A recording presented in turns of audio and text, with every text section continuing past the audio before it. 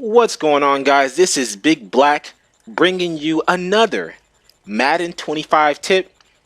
And we're going crazy this weekend, man. We're trying to dish out as much as we can because definitely we've been slow throughout the week and definitely want to give you guys as much contact in weekend so that way you guys can take this stuff and just hop into them ranked games, man.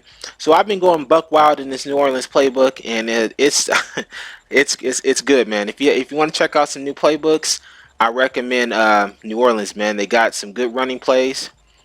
Well, they got a good running play that I know about, and the passing is stupid. It's absolutely stupid. But anyway, on to the tip. The play that we're gonna go ahead and look at is the, let's go ahead and get to it here, is trips Y ISO. Okay, so this tip is, as you can see through the title, is 2-point conversion slash goal line touchdown tip. You know, a lot of times I'll drive down to the field, drive down the field, get to like the 5-yard line, and and I'll have trouble, pushing the ball in for players who have good defense because, the whole game changes when you get down there. The safeties are much more of a factor when you're trying to pass it and run it because they're just more shallow. So it makes, offense a lot more tough when trying to get in the end zone. So this play definitely should help you with that. It should definitely help you with your goal line woes and, get you those extra points that you need when the game is on the line. So let's go ahead and look at this play first and see what's glitchy about it. Let's go ahead and move the ball up. We'll move it up to like the 2-yard line.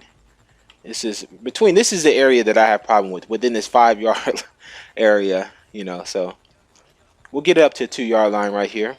So actually there's nothing really that special about this play. I do like the comeback routes.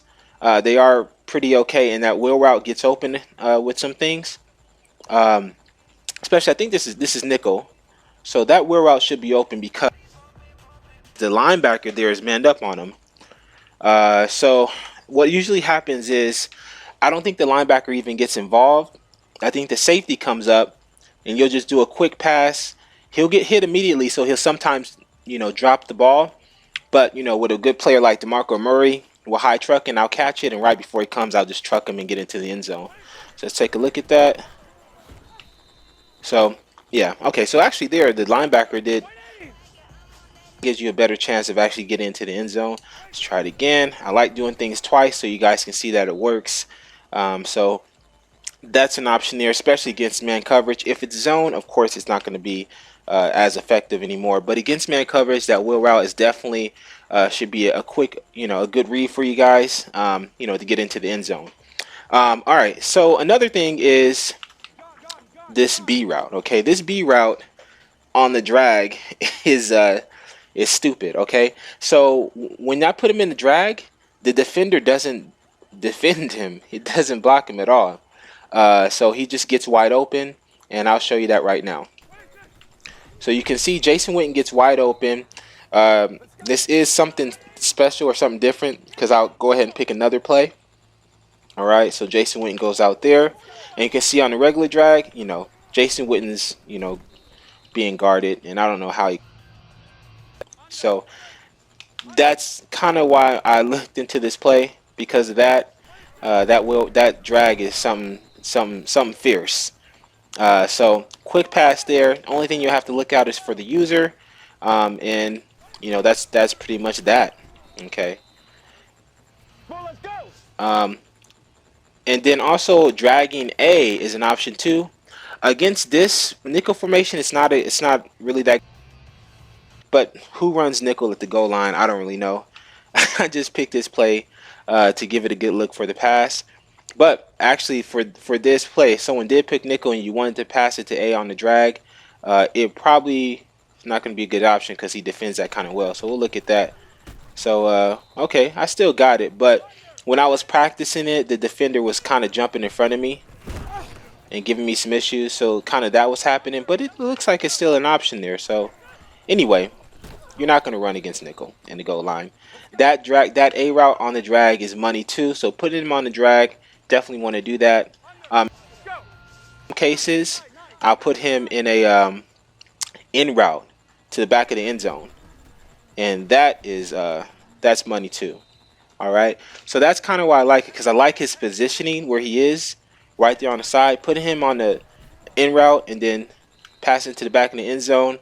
Uh, that's deadly. I mean, I usually always get my points that way, um, because even the user doesn't go back there. The safeties are not even included in that against zone or man. Definitely, that's a good option, and it's quick. It's not really slow. So that's an option too. Um, and that's pretty much it. I mean, that's the that's I mean that's not it, but that's why I chose this formation. Now about the fade routes, okay? So you want to pick a receiver and a tight end, or receivers and tight ends with high catching traffic, spec catching, and jumping. So the Cowboys is actually a really good option, and also the Saints too. So let's take a look at these stats real quick. Let's see here. So really, I mean, really, these are more of concepts than they are this actual play. I just really like the play because of that drag. That drag is retarded. So, so Des Bryant, of course, you know, he's a monster. 97 catching, 89 catching traffic, 98 spec catching, 98 jumping. He's a really great, you know, I guess example of the type of receiver that you want to have when throwing a fade. And then we have Jason Witten. Now, Jason Witten's not bad. Now, he's really good for the end zone. The only problem is his spec catching is low and his jumping is low. But that's not that big of a deal. It's just spec catching helps, and I'll show you that in a second here. But with the type of fade that will throw Jason Witten, it's not going to matter. The fact that he has high catching and high catching traffic, that's pretty much all you need. And then let's look at the Saints. They're even better, actually. You got Jimmy Graham, the human android. That doesn't make sense. Human android? It's already human, half machine. Anyway, I'm just trying to say he's a beast. So 94 catching, 96 catching traffic, 93 spec catching, 92 jumping, 6'7". Why don't you throw it to him all the time in the end zone? And then Marcus Colston.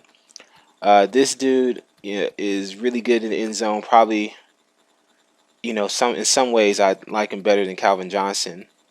And I know that sounds crazy, but it's because of this 99 catching traffic. Look at that, man. 99 catch. I've never even seen that before.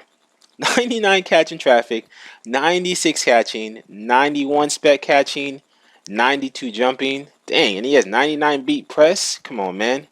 Probably the most underrated receiver in Madden. All right, so yeah, I picked these two teams on purpose to give you great examples of teams to really use for this and what to look for.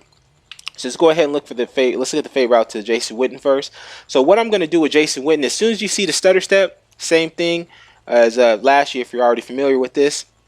Just going to pass precision up and then throw it to receiver that you want to do the fade route with. But as you have to time it as soon as he does the little stutter step. So we'll go to Jason Witten.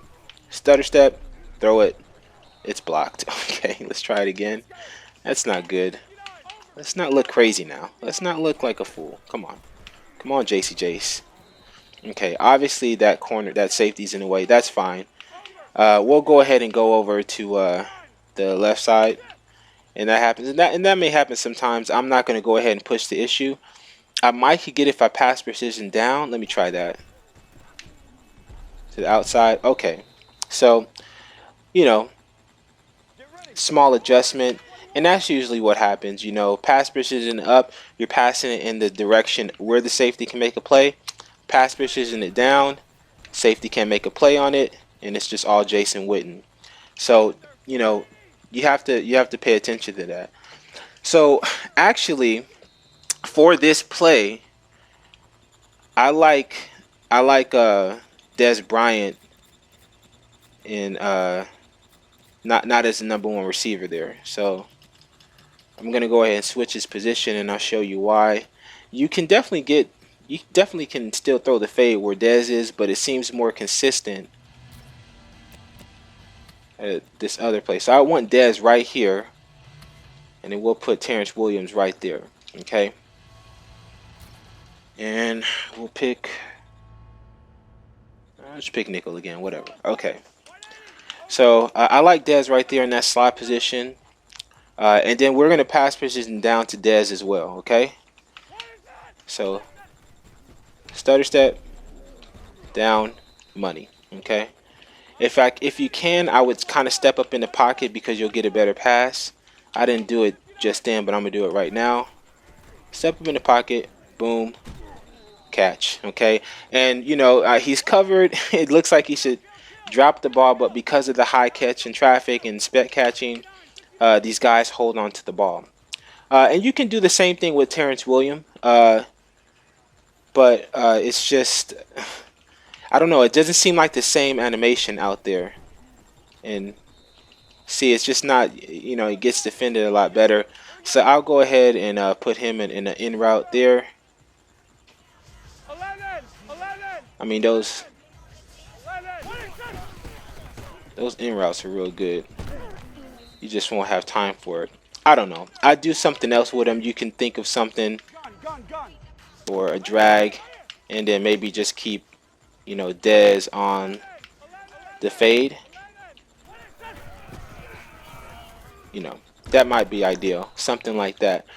So that's pretty much it, guys. You can go ahead and incorporate this into your scheme to try to get points in the end zone. Of course, with all that going on, you know, put our occasional draw play in there when they try to fag it all out, and we just get 2 points. So you can see if you use this properly with the drag, with the in route to A because he's not bumped, and then Dez on the fade route, you know, it's trouble.